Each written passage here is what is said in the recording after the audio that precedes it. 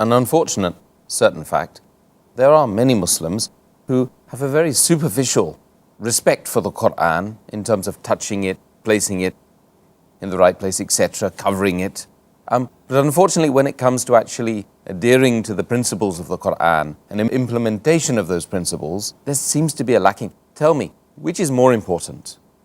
The undue care and love and attention to the Quran, or the implementation of the virtues of the Quran?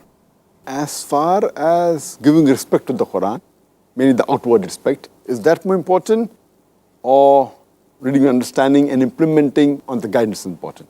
Both are important. A Muslim should respect the Quran as much as he can. At the same time, we should read the understanding and implement on the message which Allah subhanahu wa ta'ala has given us. But unfortunately, there are some Muslims who only give outward respect. That means superficially, you see the respect, but they don't implement on the guidance for which the Quran was revealed. So it defeats the very purpose. For example, many Muslims, they keep the Quran on top of the shelf. It's the topmost book. And they keep it so much on top that it catches dust. And if a person has to read the Quran, he'll think 10 times, that, oh, it's so high. It's difficult to reach. The Quran should be a book which is a guide for your day-to-day life.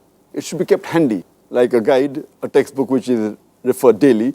It's kept at a shelf which is easy for approach, so that you can have it at any opportunity that you require it. That is the way we should treat the Quran, as a guide for our life every day. Furthermore, some people, they tie the Quran securely in a silk cloth and keep it on top.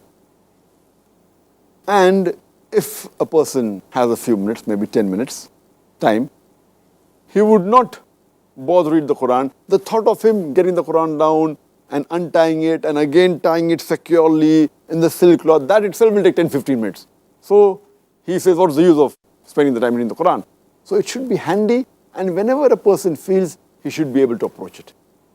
Many of the Muslims, they have 1,000 questions before they touch the Quran, as though the Quran is an RDX bomb. It's going to explode. They have 1,000 questions that, are you in wudu? Is it all right? Can I touch the Quran?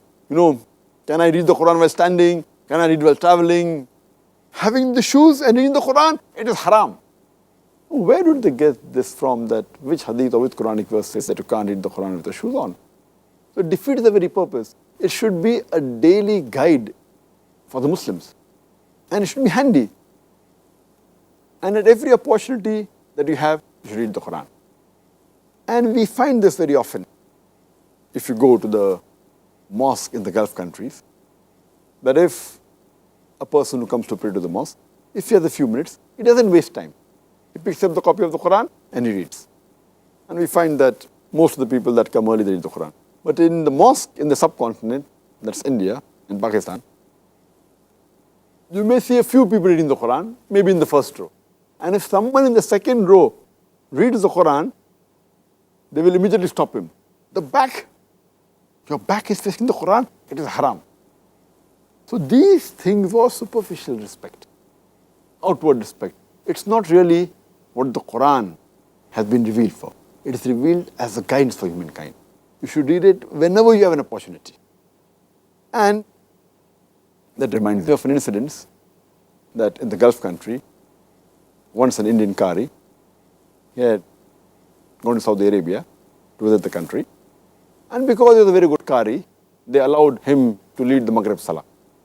So the Qari recited in the Salah, Surah Fatiha, then Surah Yusuf, and with a very good voice, melodious voice, with tajweed, alhamdulillah. After he finished the Salah, there was an Arab who was smiling. So the Indian Qari, he asked him, that why? Didn't you like my qiraat? So he said, no, your qiraat was wonderful.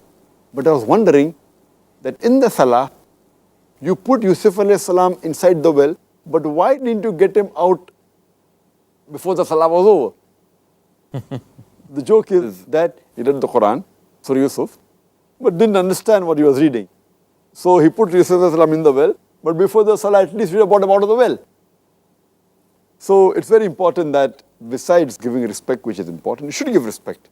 But the main thing is read the Quran with understanding and implement its guidance in your life daily. That's the best.